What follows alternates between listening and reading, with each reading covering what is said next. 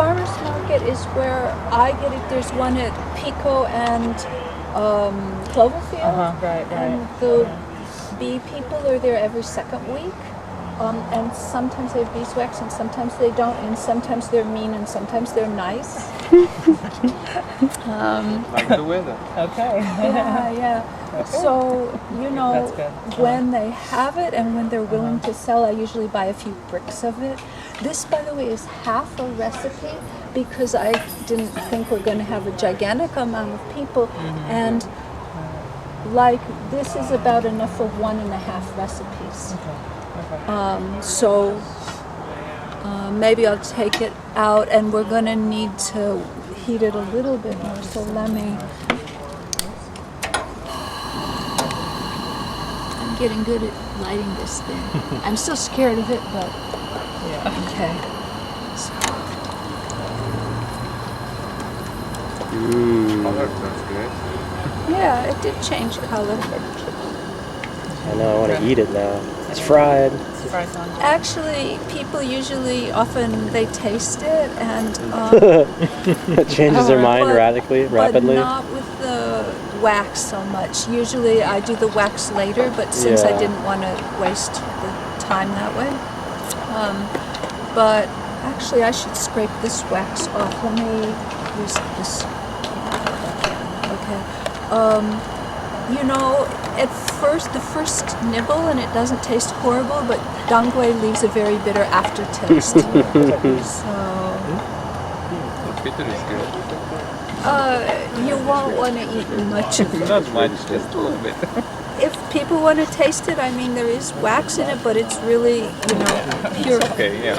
By the way, if you buy wax on the internet, make sure it says 100% pure beeswax, because often it will say beeswax, but it will actually be mixed with paraffin and stuff like that. So then in the Japanese report, I read that the zutsao should be at 142 degrees. So it still needs to go up a teeny bit more. Let me see if I can. Are you speaking at the symposium? Is that why you have this out? No, I just. It just so happened to open that. It just happens to be there because later we're going to make a mess. I just happened to use that. Lorraine is going to be in Berkeley in November. I am. Yeah. It's true. Oh, that's right. I saw that posting. So this just needs to get up a couple more degrees. Actually, it continues to rise after you turn the heat off. So I'm going to, it's like at 140 now. It's supposed to be at 142. It'll continue to rise, but actually I can take the thermometer. Now this is going to be the dramatic part. So when I put this in, it's going to turn bright purple or red. Ooh. But no, it's not.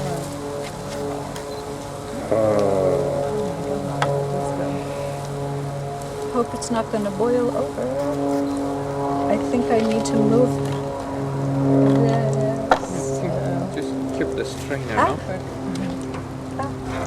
Shoot. We're It is good. going over.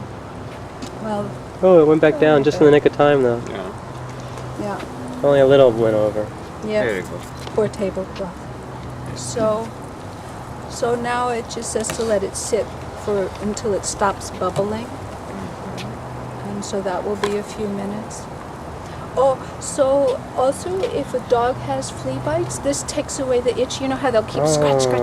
Yeah. But the problem is they like the way it tastes, so they'll lick it. So you kind of have to, but it will immediately take away the desire to itch. But my friend who has a dog, she had a flea bite and she put some on, and her dog just walks by and goes and licks it off.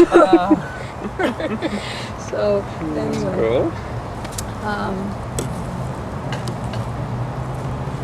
Isn't this amazing that herbs can make that incredible color? Yeah. You know? And this is the zutsao, the one that we dug up first. So You prepare it. You cooked it. What did you do to the root? to the zutsao, I just bought it from.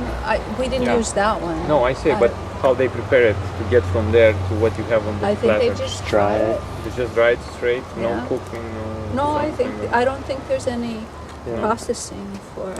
Okay. So dried root? This recipe, it was in a Ming Dynasty book, more or less, and you know, it's been used in China, but at some point the Japanese found this recipe and fell in love with it. So this is very popular among Japanese practitioners of Moxibustion, and that's how I found it. There's a teacher named Junji Mizutani who's quite wonderful. If you ever have a chance to take a class with him for Moxibustion, you should. And that's how I first found the recipe, and then I researched it some more and found it in other Chinese books and so forth.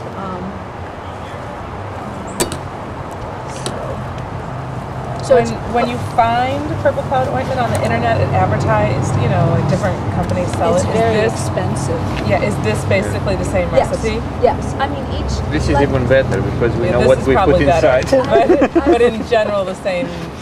Some.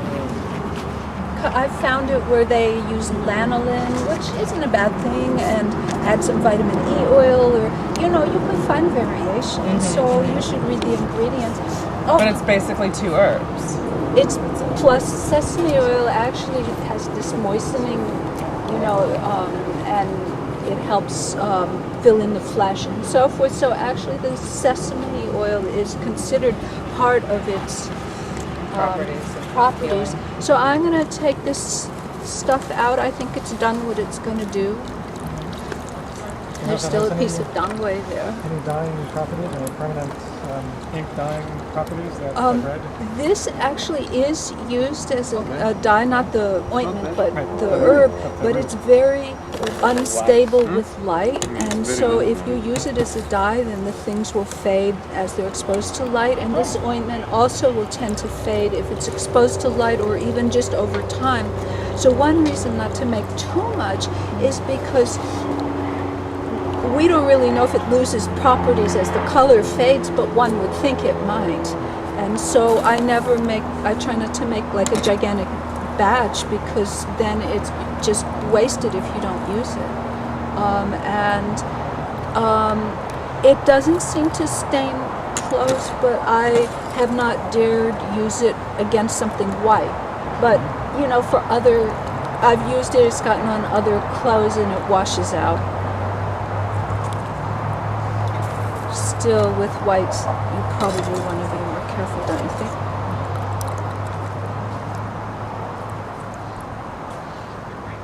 Okay, so the next stage then is, obviously there's still a lot of junk in there, so we're going to strain it, and this is touchable, so hopefully I won't pour this all on his table.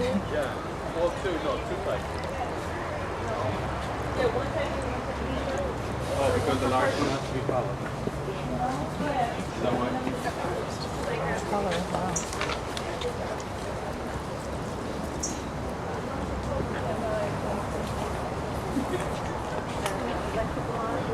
And if you want to be sure you get every drop,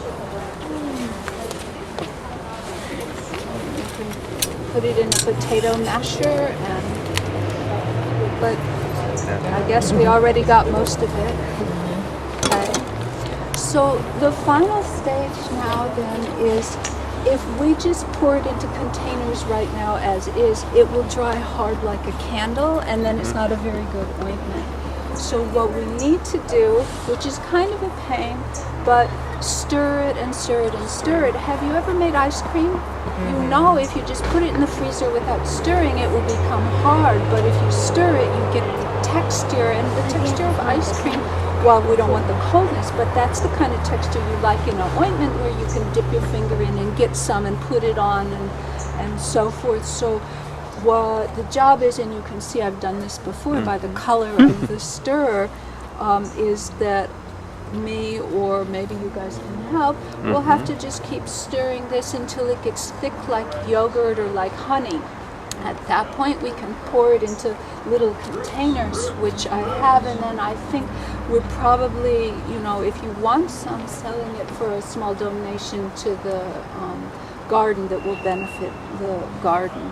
And while this doesn't look like a lot, but actually, unless you use it on a huge area of your body, you know, half of a salsa container will last a really long time, and like I said, it will go old and fade in color if you have too much. So it is better to buy small quantities at a time and not stock up on this. Can you keep it in the refrigerator? I tend to keep it in a paper bag in the refrigerator so it doesn't get light. Now, what I'm using I leave out, you know, but what I'm not using, if let's say if I have 2 or 3 containers, I keep the other containers in the refrigerator, and what I'm using I keep out. I tend to, if possible, put it in a container that, you know, isn't clear so that it gets less light. This is my little matzo kit, one of my little matzo kits, and I can, you know, show how I use it later. At this stage, it's not crucial that we stir every instant because it's not getting thick, but when it starts getting thick, then we have to keep stirring. So we can't have the final stage until this cools off and it's still fairly warm.